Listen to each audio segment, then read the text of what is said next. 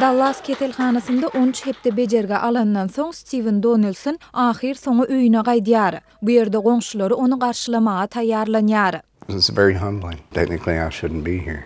Emma onuň COVID-19'a garşy görüşi gutormady. The dexterity is not easy.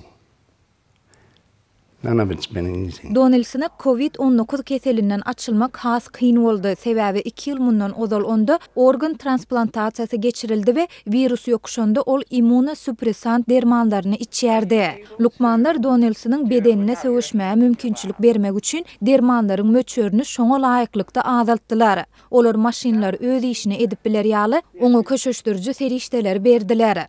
Lukmanlar onuň janyny halas etmäsi inanşanda virus barada has köp zat öwrendiler. The COVID-19 patients, it's a very unique thing, and I think part of that is because it's been such a learning experience for us. It's been such an emotional experience for physicians, just feeling so so unsure of our decision making and having to learn so much so quickly.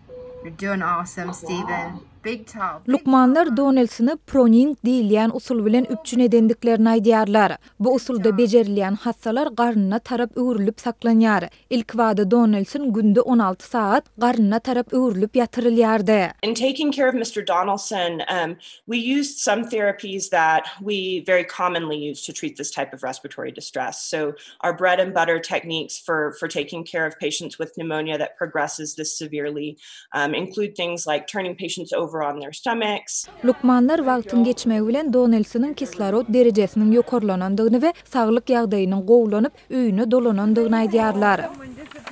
Thank you so much. You have no clue what to do.